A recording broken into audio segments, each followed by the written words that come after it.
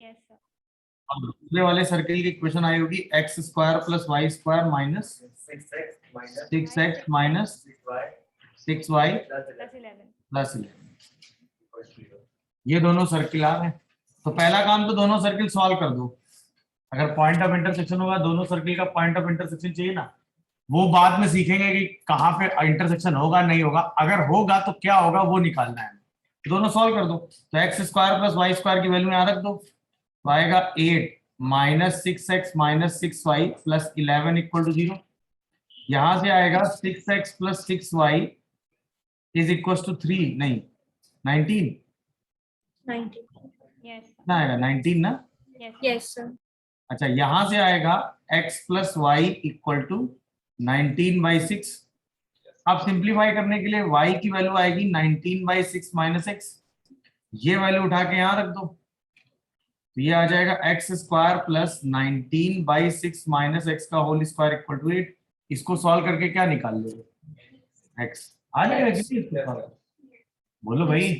तो ये आएगा x square 36x square basically plus 36x square minus कितना 12 इंटू 19, तो 8, तो 78x और 361 माइनस 64 इक्वल टू 0 हो जाएगा 72x स्क्वायर माइनस 278x, और इसको माइनस करोगे तो कितना आएगा 297। एंड कुछ कॉमन आ रहा है, फैक्टराइज करके x निकाल लेंगे यहाँ से, अरे हाँ है ना, और ये x यहाँ रखेंगे तो आपको क्या मिल जाएगा, यहाँ से x की दो वैल्यू आएंगी तो उस दोनों के करस्पॉन्ड y दो आ जाएंगे। और वैसे भी दो सर्कल मैक्सिमम कितनी जगह इंटरसेक्ट कर सकते हैं, 2।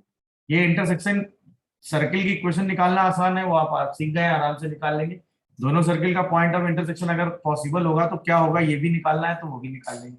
अब चेक करना है कि पॉसिबल है कि नहीं, तो उसके लिए देखो पहला वाला सर्कल था मॉड जेड इक्वल टू 2√2, तो geometrically mod z equal to 2√2 तो बना ही दोगे ना, तो मॉड जेड इक्वल टू 2√2 का मतलब है 2√2 की रेडियस लेके एक सर्कल खींच देना है, तो ये वाली डिस्टेंस मैक्सिमम कितनी जाएगी 2√2, है ना।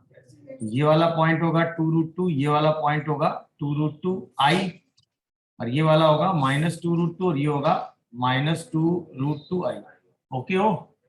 अच्छा, अब दूसरा वाला जो है वो है क्या, z माइनस 5 प्लस आई अपॉन z माइनस 1 प्लस, इसी का आर्ग्यूमेंट कितना दिया हुआ है 5/4। 5/4, तो ये एक सर्कुलर आर्क होगी।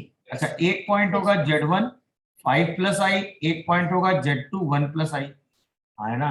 अब ये देखो कि ये दोनों पॉइंट इस सर्किल के रेफरेंस में कहाँ है, तो 1 प्लस आई तो क्लियरली अंदर है, अरे हाँ है ना, 1 प्लस आई वाला पॉइंट जो है वो तो क्लियरली अंदर ही दिख रहा है, हाँ है ना। अच्छा, अब दूसरा वाला जो पॉइंट है 5 प्लस आई वो चेक करना है। अच्छा, ये वाला सर्कल है मॉड जेड इक्वल टू 2√2, तो इसमें जेड की जगह क्या रख दो 5 प्लस आई, जैसे ही रखोगे तो 5 प्लस आई का मॉडुलस कितना आएगा √6, नहीं 25 प्लस 1 √26, अरे बोलो। और ये लिखा हुआ है √8, तो √26 √8 से बड़ा है ना, इसका मतलब दूसरा वाला पॉइंट क्लियरली आउटसाइड होगा, होगा कि नहीं होगा। अच्छा, कॉमन सेंस से भी जज कर सकते थे, 5,1 तो आउटसाइड ही आएगा, तो उसका मतलब दूसरा वाला पॉइंट क्लियरली कहाँ होगा आउटसाइड, ये हो गया 5i। अच्छा, अब ये दो पॉइंट आपको क्लियरली दिख रहे हैं, दिख रहे हैं कि नहीं, इन्हीं दोनों को कॉर्ड बना के आपको एक सर्कल खींचना है, यहां तक ओके हो।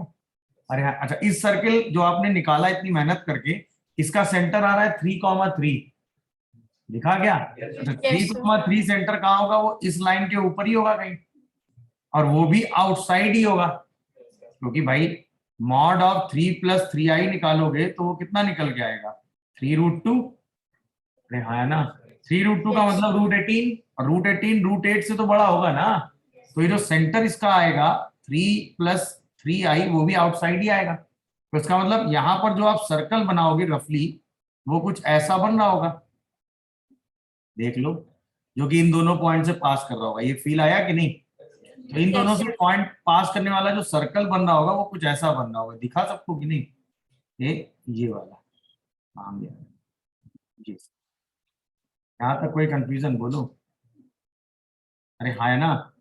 अब आपको बस ये डिसाइड करना है अपर सर्कल या लोअर। तो उसमें देखो ध्यान से, आपको Z1 प्लस आई लेना है ये वाला पॉइंट, और इसको एंटी क्लॉक रोटेट करना है किस तरफ, 5 प्लस आई की तरफ। तो ये एंगल अगर ऐसे देखोगे तो ये एंगल एंटी क्लॉक में आएगा, और इसी लाइन को इस लाइन की तरफ एंटी क्लॉक ही तो रोटेट करना है। तो इसका मतलब Yes. कौन सी आर्क आएगी, अपर या लोअर?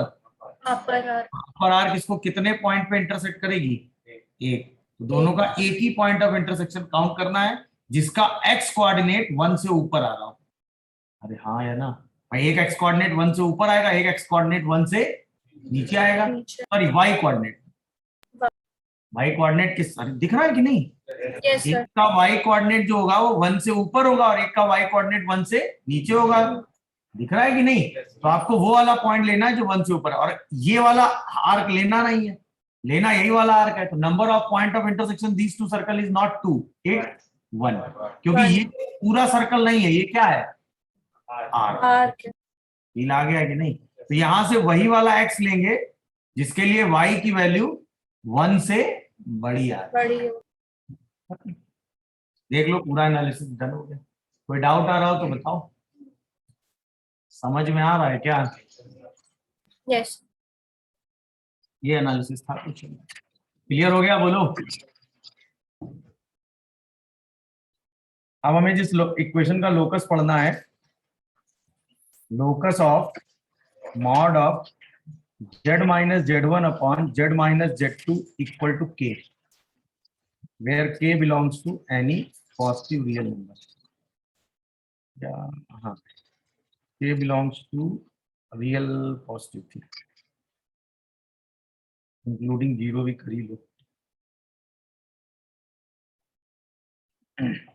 तो अलग अलग k की वैल्यू पे हम अलग अलग लोकस की बात करेंगे इस इक्वेशन में, डन है? जहां पे z1 और z2 क्या है, given point, where z1 and z2 are given point, और हमें z का लोकस निकालना है। एक तरीका तो सिंपल ये कहता है z को x प्लस आई वाई रख के सीधा दोनों मॉडुलस ओपन करके स्क्वायर करके सिंप्लीफाई कर दो।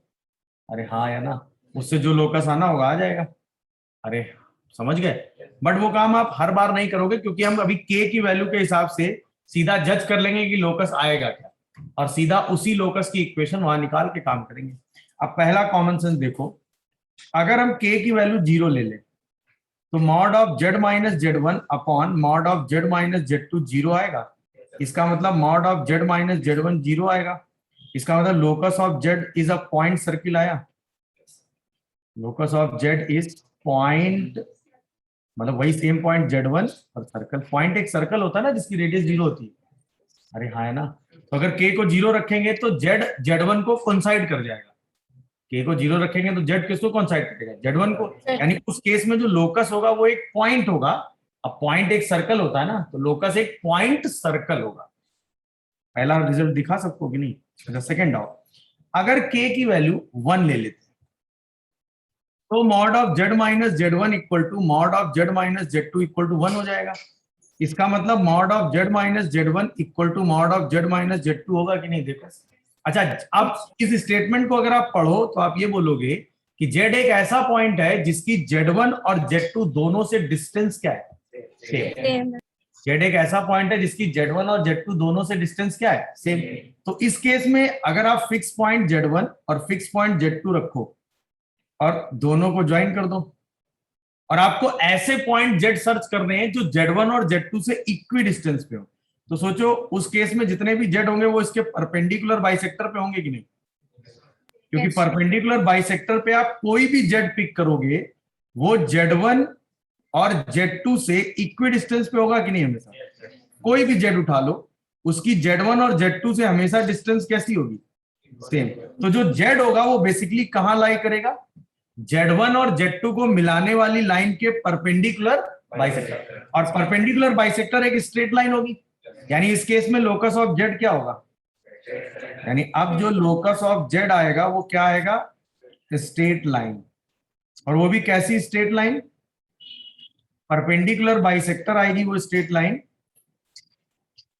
Perpendicular bisector, perpendicular bisector of joining line Z1 and Z2 उसका परपेंडिकुलर बाइसेक्टर होगी वो स्ट्रेट लाइन। कितने लोगों को ये बात समझ में आई? अच्छा, इंपॉर्टेंट बात, जब k की वैल्यू 1 होगी तो लोकस क्या होगा समझ गए, जब k की वैल्यू 0 होगी तो लोकस क्या होगा समझ गए। बट लोकस आप जिस इक्वेशन का डिस्कस कर में ले रहे हैं उसमें z और z का कोफिशिएंट 1 है, ये ध्यान रखिए। अगर यहाँ 2z लिखा होगा तो पहले इस 2 को कॉमन करके आप क्या करेंगे, डिवाइड, तब k की वैल्यू क्या आ रही है उस पर कमेंट करेंगे। मेरी बात समझ रहे हो कि नहीं? अब अगर k 0 होगा तो पॉइंट सर्किल, k 1 होगा तो स्ट्रेट लाइन, मतलब आपको दोनों में कोई दिक्कत नहीं। अब इंपॉर्टेंट बात, अगर मुझे इस स्ट्रेट लाइन की इक्वेशन कार्टेशियन फॉर्म में लिखनी है, कैसे लिखनी है, कार्टेशियन, तो परपेंडिकुलर बाइसेक्टर की इक्वेशन लिखने का एक शॉर्टकट है। ये कहां से आता है इसको हम स्ट्रेट लाइन के टाइम पे पढ़ेंगे। जैसे ये x1 y1 लाइन है, ये x2 y2 लाइन है ना, और हमें इसके परपेंडिकुलर बाइसेक्टर की इक्वेशन लिखनी है, सही है। तो इस लाइन की इक्वेशन होती है x into x1 minus x2, मतलब x का difference, y into y1 minus y2, y का डिफरेंस, इसका जो पहला वाला पॉइंट है उसका स्क्वायर ऐड करो, जो दूसरा वाला पॉइंट है उसका स्क्वायर ऐड करो और बाई 2 कर दो। ये इस लाइन की इक्वेशन होती है। लिखना एकदम आसान है, x इंटू एक्स कोऑर्डिनेट का difference plus y into y coordinate का डिफरेंस इज इक्वल टू पहले पॉइंट का स्क्वायर ऐड कर दो माइनस दूसरे पॉइंट का स्क्वायर सेपरेट करके क्या कर दो, बाई 2। अच्छा, ये रिजल्ट मैजिक नहीं है, आया इसी तरीके से होगा। अगर हमें इस लाइन की इक्वेशन चाहिए तो इस लाइन पर एक पॉइंट चाहिए और इस लाइन का स्लोप चाहिए। अब अगर छोटी छोटी चीजें आपने पढ़ रखी है 10th तक, तो इस लाइन का स्लोप निकाल लोगे, y2 minus y1 upon x2 minus x2, उसके परपेंडिकुलर लाइन का भी स्लोप निकाल लेंगे -1/m करके, स्लोप आ गया। अच्छा, ये मिड पॉइंट होगा तो x1 plus x2 by 2, y1 plus y2 by 2, point और स्लोप लेके लाइन की इक्वेशन लिखोगे तो ये आएगी। बट इतना कैलकुलेशन हम एग्जाम हॉल में नहीं करेंगे बैठ के, हम सीधा क्या करेंगे, अगर हमें परपेंडिकुलर बाइसेक्टर की इक्वेशन निकालनी है तो दो लाइनों को क्या करता है, ज्वाइन करता है। तो सीधा इक्वेशन क्या लिखोगे, x इंटू एक्स कोऑर्डिनेट का difference plus y into y coordinate का difference is equal to x1 square plus y1 square minus x2 square plus y2 square by 2। समझ में आया कि नहीं? अब ये लाइन परपेंडिकुलर बाइसेक्टर है, ठीक है। एक बार जब जेई मेन ने इसी लाइन की इक्वेशन पूछी थी तो परपेंडिकुलर बाइसेक्टर नहीं बोला था, उन्होंने कहा था इस पॉइंट का इमेज एक प्लेन मिरर से ये है। तो प्लेन मिरर क्या होगा, plane mirror is a perpendicular bisector, हाँ है ना, तो भी प्लेन मिरर की इक्वेशन यही होगी, अरे हाँ है ना। तो ये हो गई इक्वेशन ऑफ परपेंडिकुलर बाइसेक्टर का शॉर्टकट है।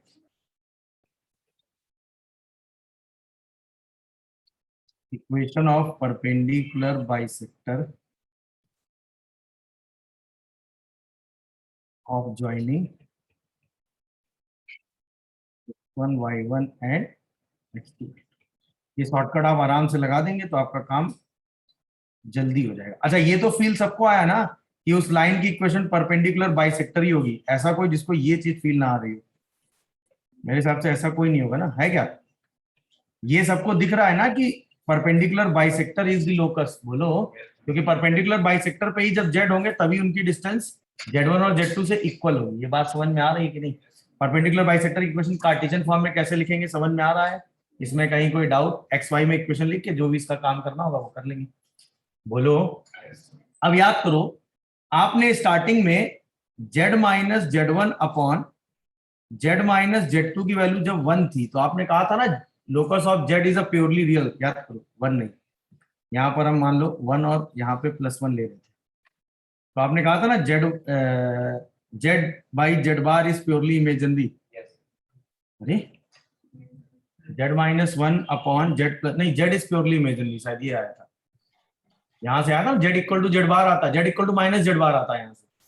याद करो ना, आपने इस स्टेटमेंट से कहा था ना z इज प्योरली इमेजिनरी। भाई ये रिजल्ट है दिमाग में कि नहीं, याद है सबको? अब सोचो ऐसा क्यों था भाई? एक लाइन क्या थी, एक पॉइंट क्या था 1,0 और एक पॉइंट क्या था -1,0। दिख रहा है कि नहीं?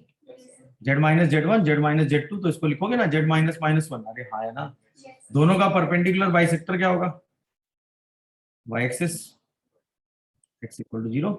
तो फील आ ही रहा होगा, तो इसका मतलब z जहां पर होगा वो कौन सी एक्सिस होगी, प्योरली इमेजिनरी।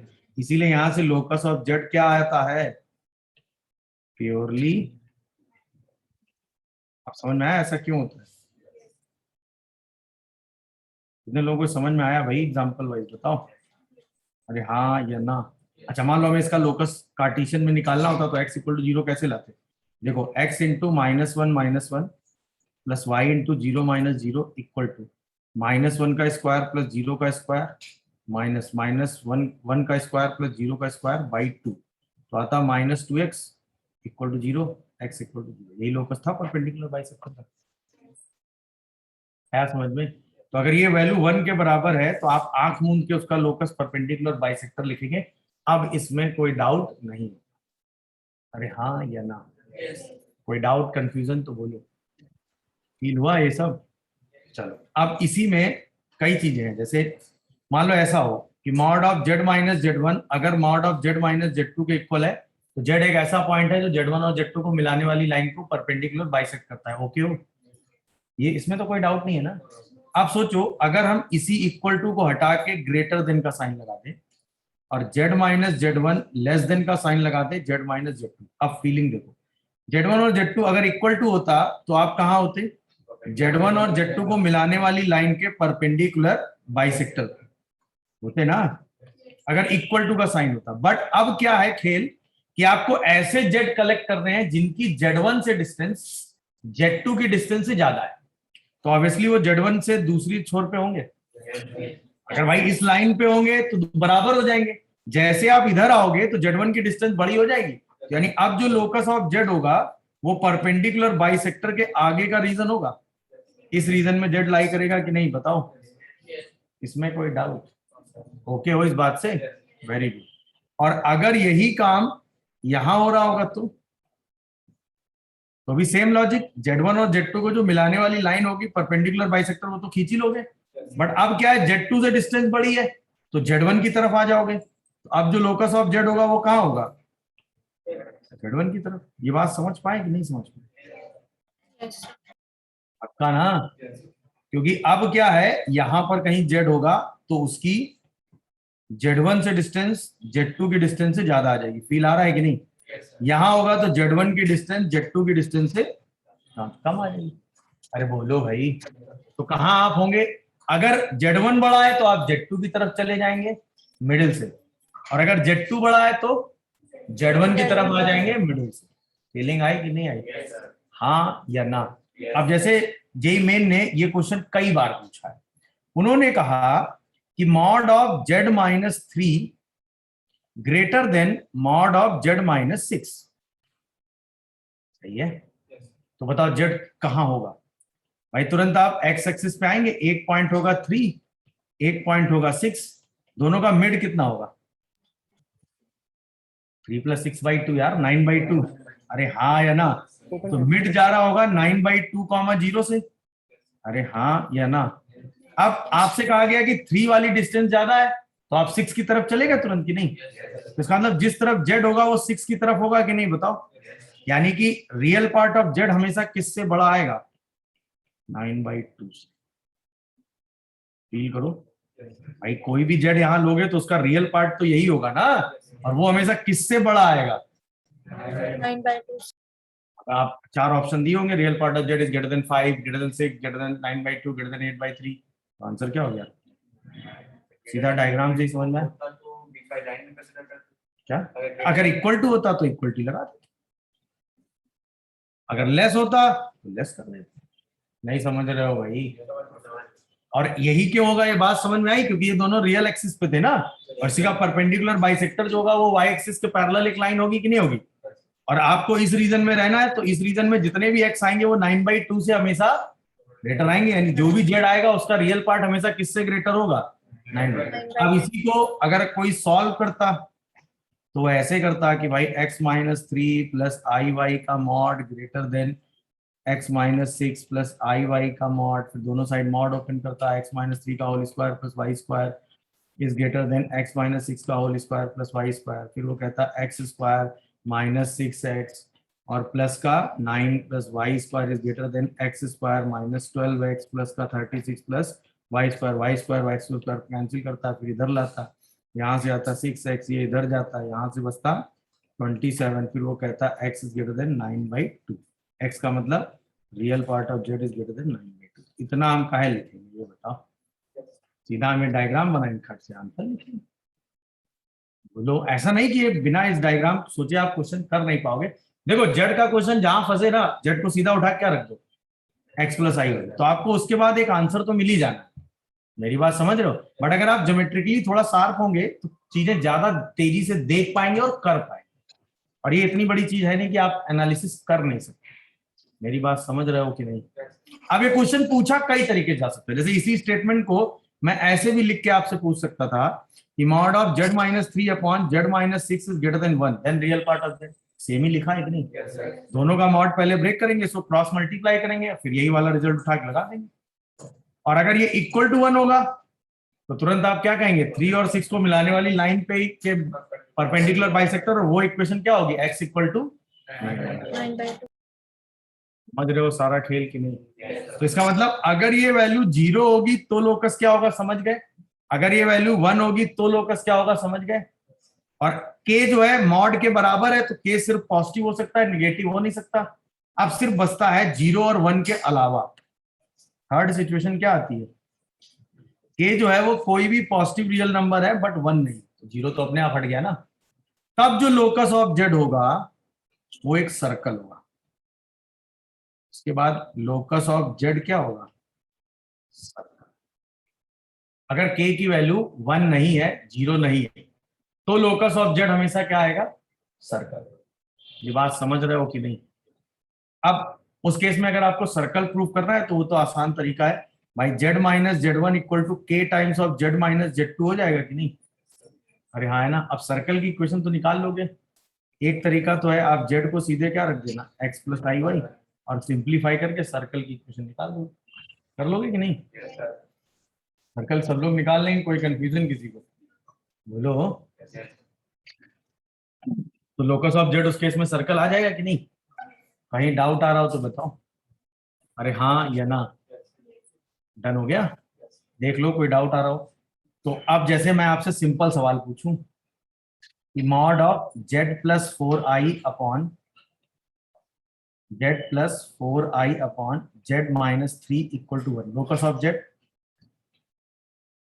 क्या होगा? Locus of z straight line होगा।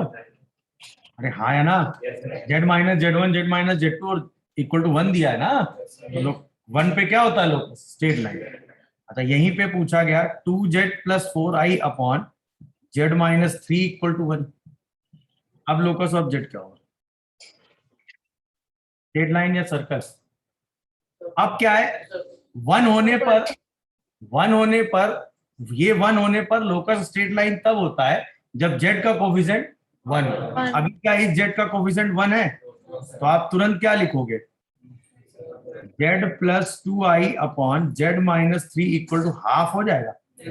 अब ये k 1 नहीं है, 0 1 मतलब कोई भी रियल नंबर नहीं है, मतलब 1 के अलावा कोई और रियल नंबर है, 1 के अलावा किसी और real positive pay locus of z क्या होता है, सर्कल है कि नहीं? अब मान लो सर्कल आपको निकालना था तो क्या करते, 2 z को मैंने क्या बताया था, क्या रख देते, x plus i y plus का 2i is equal to x plus i y minus का 3। ये आ जाता 2x plus y plus 2 into i, am I correct और नॉट? और ये आ जाता x minus 3 plus i y, दोनों का मॉडुलस निकाल सकते थे कि नहीं? ये आता 2 root under x square plus y plus 2 का होल स्क्वायर, और ये आता x माइनस 3 का whole square plus y square और इसका रूट। अब सॉल्व करते तो ये आता था 4x स्क्वायर 4y स्क्वायर तो देखो 16y प्लस 16, और ये आ जाता x square plus y square minus 6x plus 9। समझ रहे हो, स्क्वायर ओपन किया। अब क्या करो, एक्स स्क्वायर इधर ले आओगे तो 3x square plus 3y square और माइनस का प्लस 6x माइनस का 16y प्लस का 7 इक्वल टू 0। सर्किल आता x square plus y square plus 6/3 मतलब 2x ना, और ये आ जाता 16/3y प्लस 7/3 इक्वल टू 0। तो इस सर्किल का सेंटर तुरंत क्या बोलते हैं, -1, 8/3, और इस सर्किल की रेडियस क्या बोलते हैं, 1 प्लस 64/9 माइनस 7/3। हाँ या ना? तो ये बन जाता 21/9 और ये बन जाता 9 9 73 माइनस 21 52। बोलो भाई, तो क्या ये √52/3 आ जाता रेडियस, यानी कि 2√13/3। तो अगर इसकी इक्वेशन लिखनी होती तो z -1 + 8/3i is equal to 2√13/3। ये सर्कल लिखते हैं कि नहीं? अरे हाँ या ना? सर समझ गया कि नहीं? हाँ पूछो। सर वो 16 बार पॉजिटिव ही रहेगा देख। क्या? प्लस 16y रहेगा। ये प्लस है क्या? Yes sir. कोई नहीं, ये प्लस है तो ये माइनस है, ये माइनस है तो बस यहाँ माइनस कर लो। अभी ठीक है? Yes sir. गुड।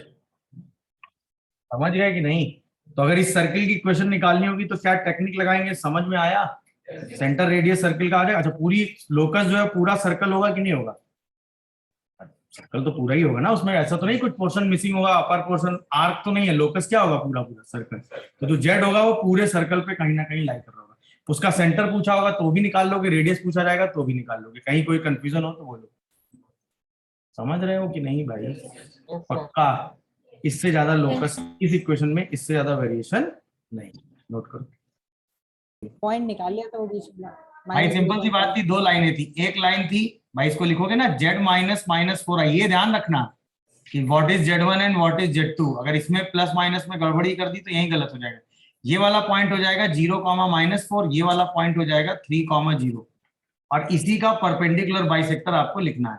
तो आएगा x 0 - 3, y -4 - 0, x कोऑर्डिनेट मतलब पहले वाले पॉइंट का स्क्वायर, दूसरे वाले पॉइंट का स्क्वायर बाई 2। तो -3x -4y इक्वल टू ये कितना आ जाएगा? 7/2 ना। हाँ, यानी कि आंसर आया 6x + 8y + 7 = 0। यही तो आ रही है लाइन की इक्वेशन। बताओ भाई।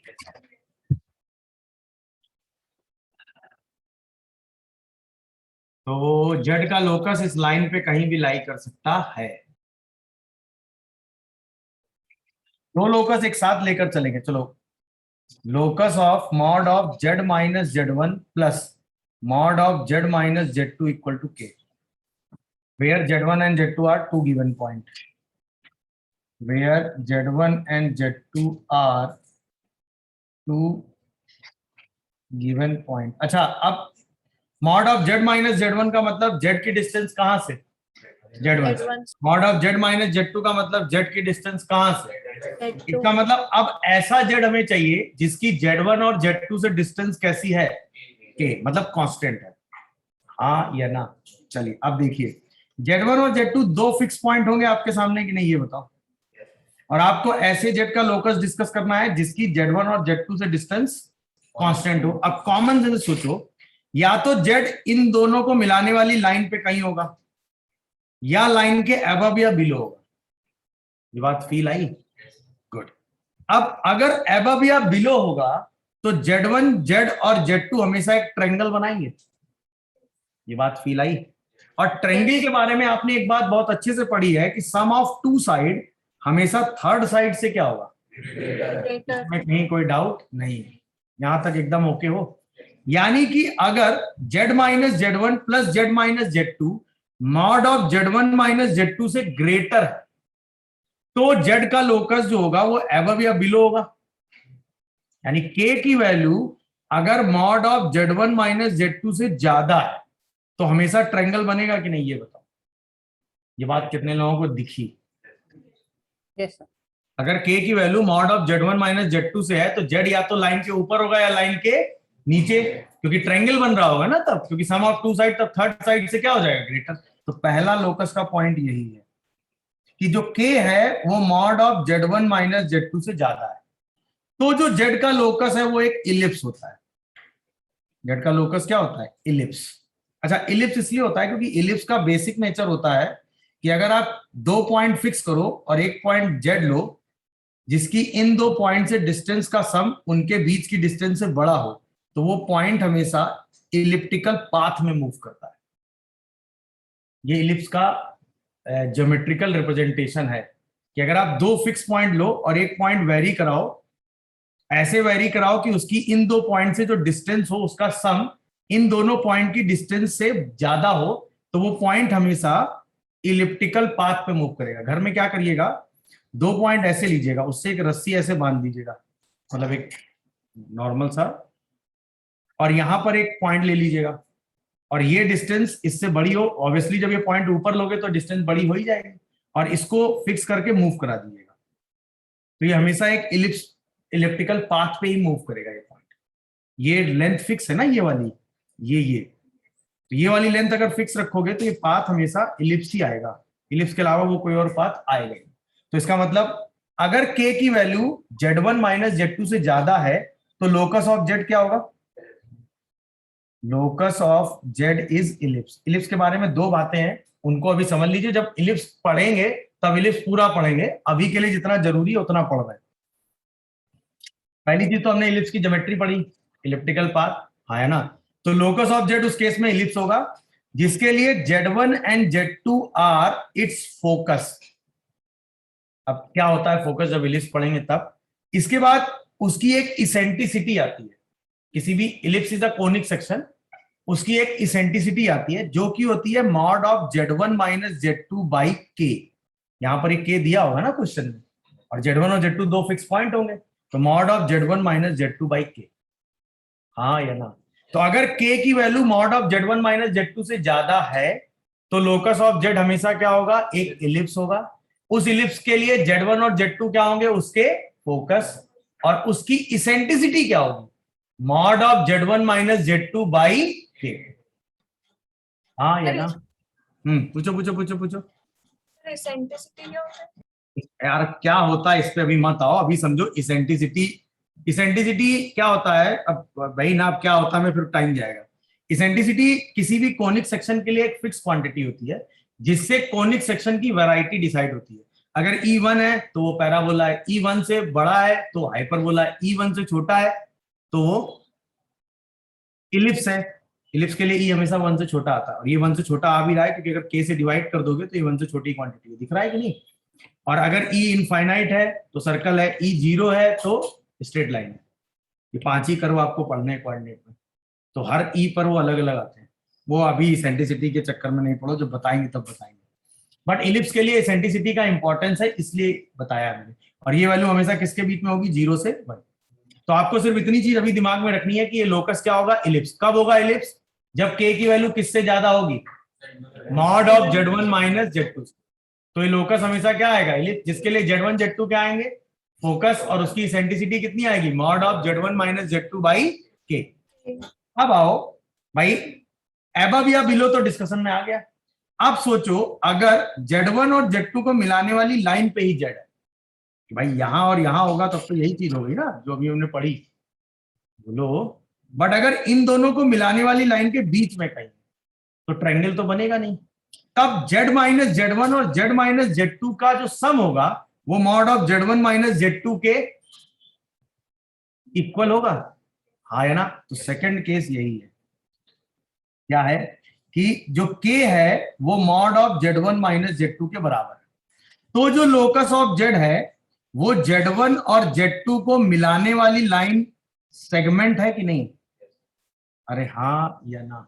मतलब इस लाइन सेगमेंट का बाहर का रीजन नहीं है, कितना रीजन है, z1 और z2 को मिलाने वाली लाइन सिर्फ। अच्छा, इसकी अगर इक्वेशन निकालनी होगी तो इक्वेशन तो दो लाइन की से पास करने वाली लाइन की पूरी आएगी, बट क्या पूरी लाइन लोकस में काउंट होगी, नहीं। लोकस में सिर्फ z1 और z2 को मिलाने वाली लाइन का सेगमेंट काउंट होगा, including z1 and including z2। तो इस केस में अगर k mod of z1 minus z2 के बराबर है तो लोकस ऑफ z क्या है भाई, क्या है भाई, स्ट्रेट लाइन बोल सकते हैं कि नहीं, और स्पेसिफिकली बोलेंगे तो क्या, लाइन। कितने लोग ये बात मेरी समझ रहे हो भाई, पक्का। और वो भी किसको ज्वाइन करते हुए, Z1 and Z2. Joining z1 and z2। अब आओ देखो, सोचो ये था, या तो एबव था या बिलो था या ऑन द लाइन था, उसके अलावा z कहीं और हो सकता है भाई, या तो ऑन द लाइन हो सकता है या लाइन के एबव हो सकता है या लाइन के बिलो, इधर उधर भी एबव बिलो में ही काउंट हो गए। अरे बोलो, इसके अलावा और कोई पोजीशन z की है, नहीं। इसका मतलब अगर k की value mod of z1 minus z2 से छोटी होगी तो लोकस पॉसिबल है ही नहीं, क्योंकि ऐसा कोई z आपको मिलेगा ही नहीं जहां पर ये z1 माइनस z2 से क्या हो जाए, लेस। तो यानी कि ये k या तो z1 माइनस z2 के बराबर होगा या उससे बड़ा होगा, उससे छोटा कभी किसी भी z। हाँ या ना। अब बुक में इतनी इंफॉर्मेशन लगातार आ रही थी, सबने आराम से किया, आईआईटी ने यहीं पे खेला। उन्होंने क्वेश्चन किया कॉन्सेप्ट वाइज कि minimum value of mod of z minus z1 plus mod of z minus z2. Answer is mod of z1 minus z2.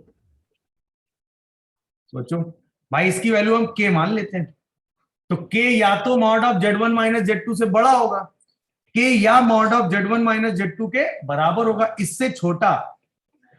इसका मतलब मिनिमम कहां तक जा सकता है, इसीलिए इस स्टेटमेंट की मिनिमम वैल्यू कितनी होगी, मॉड ऑफ z1 माइनस। कितने लोग ये बात समझ रहे हो कि नहीं?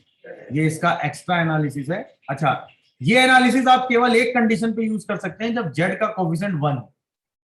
मेरी बात समझ रहे हो? मतलब अगर यहां लिखा होता 3z minus z1 plus mod of 3z minus z2, इसकी मिनिमम वैल्यू बताओ, तो mod of z1 minus z2 नहीं बोलोगे, क्या करोगे, पहले 3 कॉमन करोगे, तो ये आएगा z माइनस z1 बाई 3, ये आएगा z माइनस z2 बाई 3, पूरे से 3 आएगा कॉमन। अब मिनिमम वैल्यू क्या आएगी, mod of z1 minus z2 by 3, और उसमें क्या मल्टीप्लाई हो जाएगा, 3। नहीं समझ रहे हो कि नहीं? हाँ या ना? कोई डाउट या कंफ्यूजन तो बताओ, पक्का बोलिए। चलिए, अब जैसे मैं क्वेश्चन, आप अब देखो इस पर बेस क्वेश्चन कैसे आते हैं। जैसे मैंने क्वेश्चन किया mod of z minus 2i plus mod of z plus 4i minus 3 equal to k, find k if locus of z is पहला स्ट्रेट लाइन, दूसरा इलिप्स। तो सिंपल सी बात है भाई, आपको क्या निकालना है, z minus z1 and z minus z2। ये बात कितने लोग समझ रहे हो? पहले तो ये हो गया पॉइंट z1 और ये हो गया पॉइंट z2। अब mod of z1 minus z2 निकालना पड़ेगा। अरे हाँ है ना? तो mod of z1 minus z2 करोगे तो 2i minus 3 plus 4i। Am I correct और नॉट? तो ये वैल्यू आ जाएगी माइनस 3 प्लस 6i। हाँ है ना? इसका मॉड निकालोगे तो आएगा root under 9 plus 36। 36 plus 9 is 45। 45 मतलब 3 रूट 5 हुआ। इसका मतलब अगर k 3 रूट 5 के बराबर है तो स्ट्रेट लाइन, और अगर k 3 रूट 5 से बड़ा है तो ellipse। अरे हाँ है ना? अब यहीं पे अगर इसी क्वेश्चन में मैं ऐसे पूछता minimum value of mod of z minus 2i plus mod of z plus 4i plus 3, तो सेम लॉजिक, आप इसको लिखते z माइनस 2i, इसको लिखते z minus 3 plus 4i। Am I correct और नॉट? माइनस 3 माइनस नहीं क्या? तो ये पॉइंट हो जाता z1, ये पॉइंट हो जाता z2। तो आप निकालते mod of z1 minus z2 मतलब 2i plus 3 plus 4i। Am I correct और नॉट? तो ये आ जाता 3 प्लस 6i। बोलो, इसका मॉड अभी भी 3 रूट 5 आता कि नहीं? तो इसका मतलब इसकी मिनिमम वैल्यू कितनी आती? 3 रूट 5। कितने लोग ये सब समझ रहे हो? हाँ या ना? यस। समझ गए कि नहीं? अब सोचो, यहीं पे मैं लिख देता एक्स स्क्वायर और पूछता ये लोकस इलिप्स है तो एक्स कहां से कहां होगा? कुछ नहीं, एक्स स्क्वायर की वैल्यू किससे बड़ी होती है? 3 रूट 5। किसी ने इक्वलिटी को सॉल्व करके एक्स निकाल सकते हो कि नहीं? अब वो कुछ भी पूछ सकता हूं मैं, समझ रहे हो कि नहीं भाई? अब यहीं पे मैं पूछता इस k की मिनिमम इंटीग्रल वैल्यू क्या है जब ये लोकस इलिप्स है? तो k हमेशा किससे बड़ा होना चाहिए? 3 रूट 5। और 3 रूट 5 का मतलब हो गया ये आएगा रूट 45। आया ना? रूट 45 जो है वो किसके बीच में लाई करेगा? 6 से 7। इसका मतलब मिनिमम इंटीग्रल वैल्यू कितनी चाहिए आपको? 7।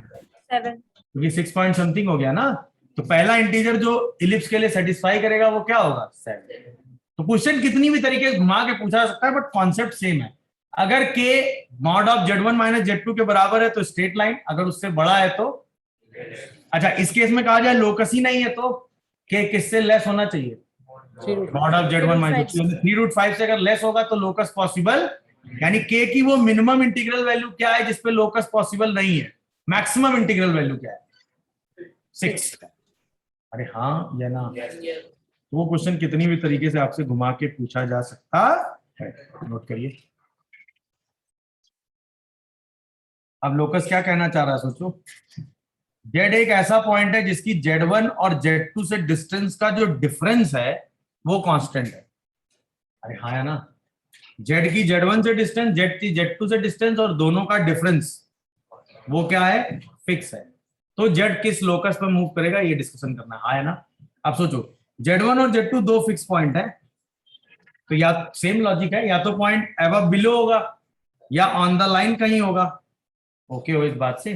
अब सोचो अगर एबव है तो एक ट्रायंगल बनाएगा, या बिलो है तो भी क्या बनाएगा, एक ट्रायंगल। अच्छा ट्रायंगल में आपने पढ़ा है difference of two side is always, इसका मतलब mod of Z minus Z1 mod of Z minus Z2 का जो डिफरेंस होगा वो हमेशा mod of Z1 minus Z2 से लेस होगा कि नहीं, यानी कि जब mod of Z1 minus Z2 से लेस होगा तो पॉइंट अबव या बिलो कहीं होगा।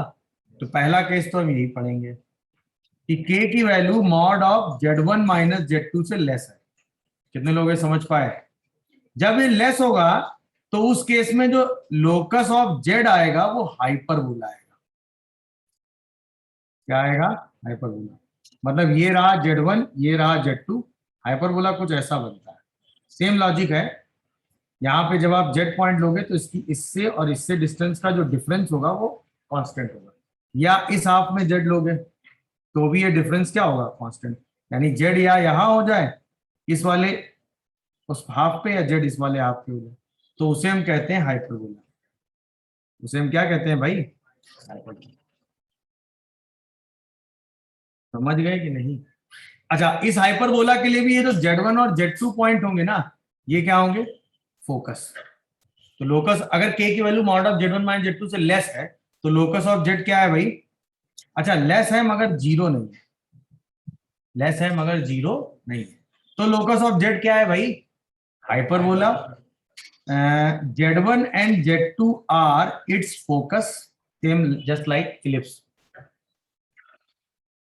और उसकी इसेंट्रिसिटी होगी mod of Z1 minus Z2 by k, क्योंकि अब इसेंट्रिसिटी 1 से बड़ी हो जाएगी।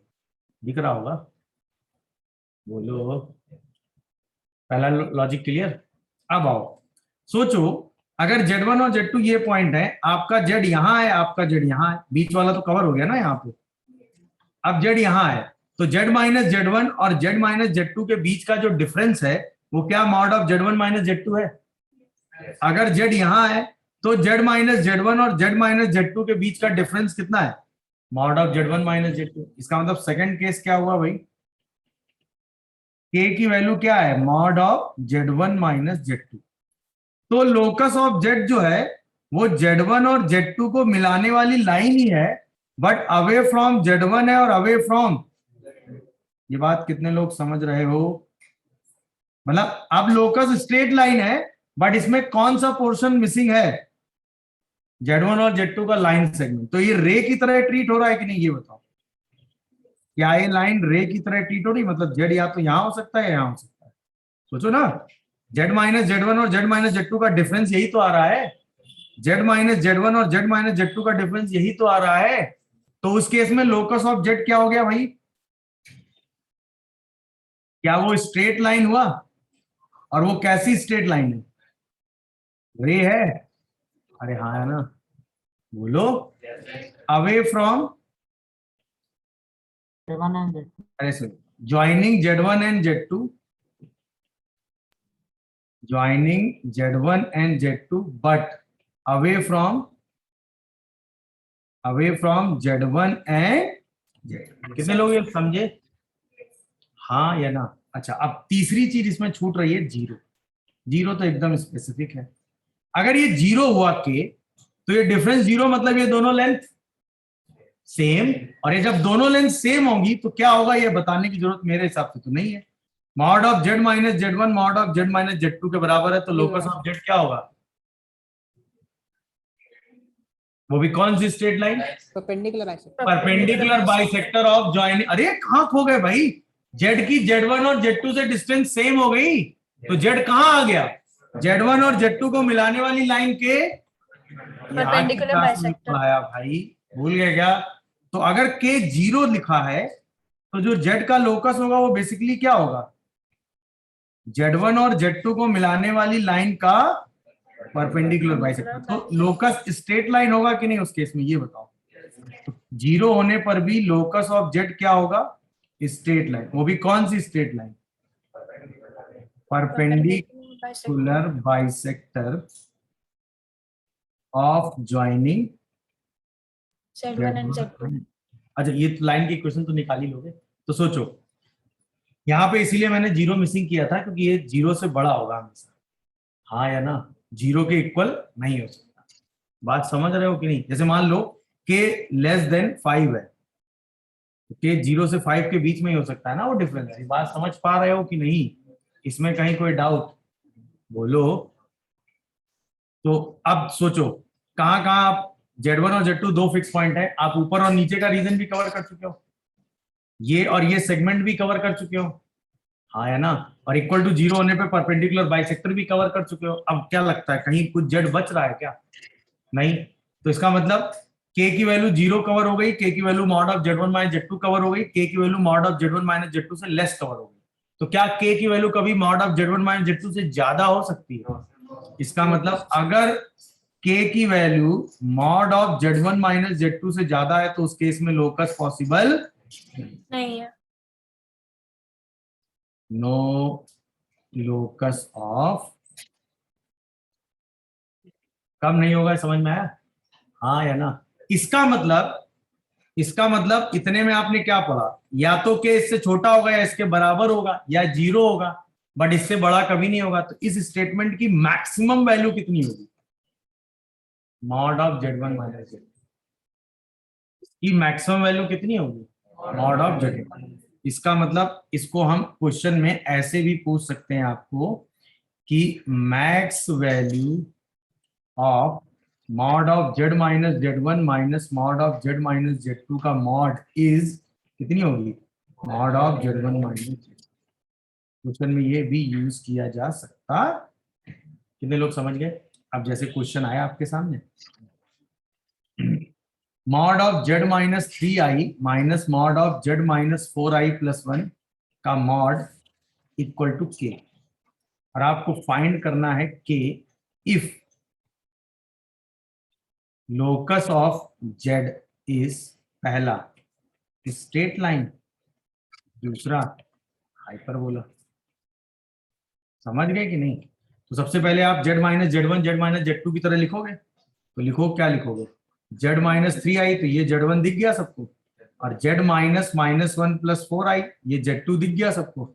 इसके बाद आप क्या निकालोगे? बोलो, mod of z one minus z two, तो क्या आएगा?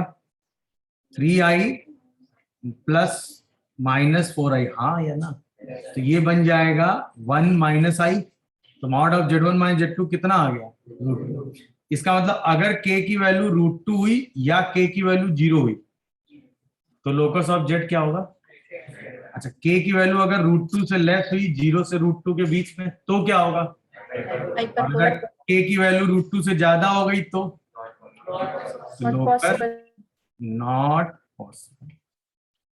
अरे हाँ या ना?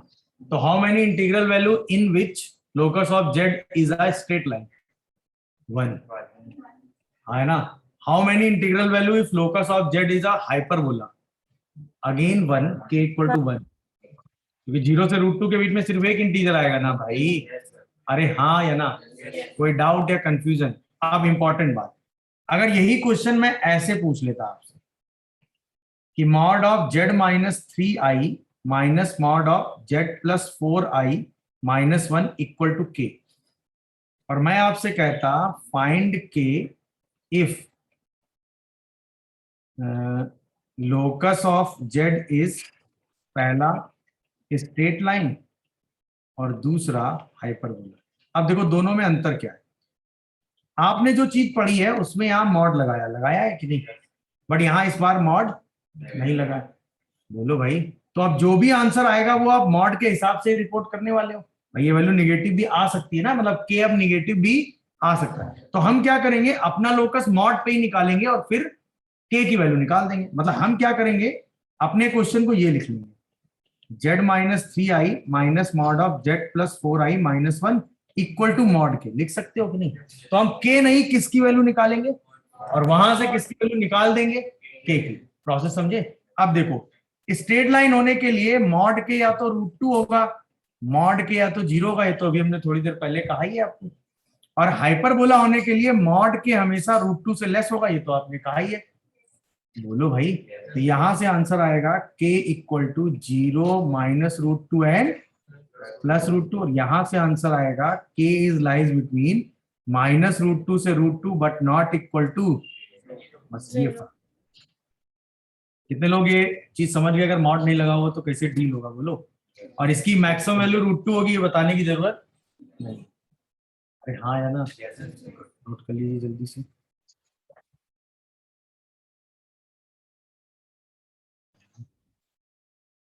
क्या क्या बताया मैंने इसमें? Locus of mod of z minus z1 minus mod of z minus z2 equal to k, जहां पे z1 और z2 दो गिवन पॉइंट है। ठीक है, तो हमने पहला क्या किया, z1 और z2 यहाँ लिए। अब अगर z अब ऊपर या मतलब इस लाइन के ऊपर या नीचे कहीं भी हो सकता है, अगर हम इसको इस लाइन के ऊपर लेंगे तो एक ट्रायंगल बनेगा। और ट्रायंगल के केस में आपने पढ़ा है कि mod of difference of two side third side से हमेशा ग्रेटर होता है। तो इसका मतलब mod of z minus z1 minus mod of z minus z2 हमेशा mod of z1 minus z2 से ग्रेटर नहीं, लेस रहेगा। इसका मतलब पहला केस आएगा जब k की value mod of z1 minus z2 से लेस रहेगी मगर 0 नहीं। तो उस केस में जो लोकस ऑफ z आएगा वो हाइपरबोला आएगा। हाइपरबोला की ज्योमेट्री में क्या होता है, ऐसे पॉइंट जिनकी दो फिक्स पॉइंट से डिस्टेंस का डिफरेंस कांस्टेंट हो वो हाइपरबोला हो जाता है। तो ये कांस्टेंट किसके बराबर है, mod of z1 minus z2 से लेस। तो उस केस में लोकस ऑफ z क्या आएगा, हाइपरबोला। उस हाइपरबोला के लिए z1 और z2 पॉइंट क्या होंगे, उसके फोकस और उसकी इसेंट्रिसिटी होगी mod of z1 minus z2 by k। क्यों? क्योंकि हाइपरबोला के लिए इसेंट्रिसिटी किससे बड़ी होती है, 1 से। अब अगर z1 और z2 को मिलाने वाली लाइन पे ही अवे है, क्योंकि बीच में हो नहीं सकता क्योंकि बीच वाला रीजन यहाँ कवर हो गया है, तब जो z माइनस z1 और z माइनस z2 का डिफरेंस आएगा वो mod of z1 minus z2 आएगा। यहाँ अगर z है तो z माइनस z1 और z माइनस z2 का difference mod of z1 minus z2 आएगा। आया ना? तो हम कहेंगे अगर k की value mod of z1 minus z2 के बराबर है तो लोकस ऑफ z एक स्ट्रेट लाइन होगा, बट वो स्ट्रेट लाइन z1 और z2 को मिलाने वाली होगी बट अवे फ्रॉम z1 और अवे फ्रॉम z2। उसमें z1 और z2 को मिलाने वाली लाइन का बीच का पोर्शन काउंट नहीं होगा। तो इसे हम कह सकते हैं स्ट्रेट लाइन या इसे हम कह सकते हैं रे। एक बार z1 को सोर्स मान लेंगे और एक बार z2 को। अब k अगर 0 होगा तो mod of z minus z1 equal to mod of z minus z2 होगा। मतलब z एक ऐसा पॉइंट होगा जिसकी z1 और z2 से डिस्टेंस सेम होगी, यानी वो z1 और z2 को मिलाने वाली लाइन के परपेंडिकुलर बाइसेक्टर पे होगा। ये तो हमने पढ़ाई रखा है, हाँ या ना? और अब अगर k की value mod of z1 minus z2 से ज्यादा है, सोचो ना भाई, z1 और z2 दो फिक्स पॉइंट है, अबव या बिलो होगा तो पहला वाला केस, इस लाइन पर इधर या इधर होगा तो दूसरा वाला केस। अरे हाँ या ना? 0 होगा तो परपेंडिकुलर बाइसेक्टर। इसके अलावा पूरे आर्गन प्लेन पर z कहीं और हो ही नहीं सकता। तो इसका मतलब या तो k mod of z1 minus z2 से लेस है, 0 नहीं है, या k mod of z1 minus z2 के बराबर है, या k 0 है। इसके अलावा और कोई k पॉसिबल नहीं जिस पर z का लोकस निकाला जा सके आर्गन प्लेन।